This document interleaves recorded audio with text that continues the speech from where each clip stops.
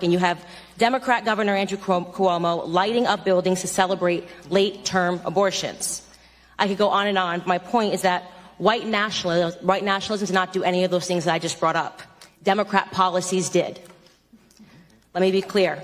The hearing today is not about white nationalism or hate crimes. It's about fear-mongering, power, and control. It's a preview of a Democrat 2020 election strategy, same as the Democrat 2016 election strategy.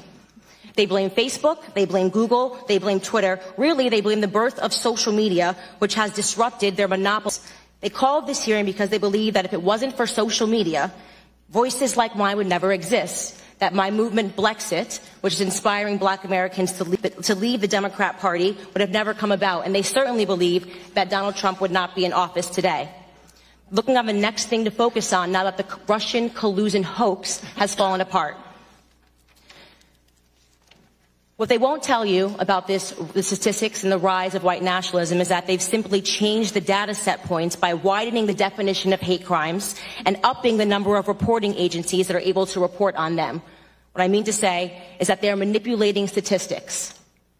The goal here is to scare blacks, Hispanics, gays, and Muslims into helping them censor dissenting opinions, ultimately into helping them regain control of our country's narrative, which they feel that they lost. They feel that President Donald Trump should not have beat Hillary.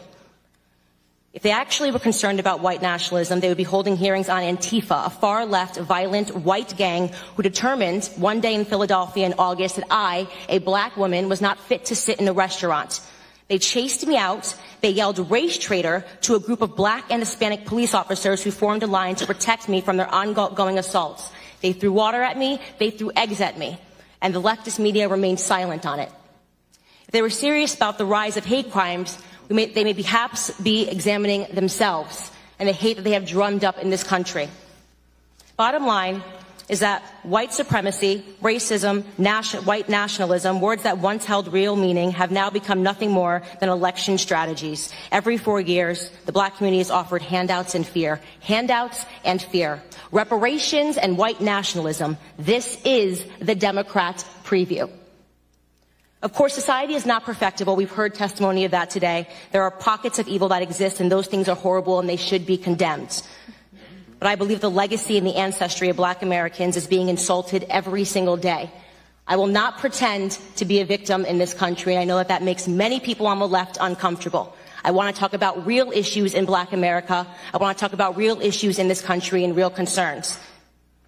The biggest scandal, this is my last sentence, in American politics is that Democrats have been conning minorities into the belief that we are perpetual victims, all but ensuring our failure. Racial division and class warfare are central to the Democrat Party platform. They need blacks to hate whites, the rich to hate the poor, and soon enough it'll be the tall hating the short. The time of the witness has expired. Ms. Clark.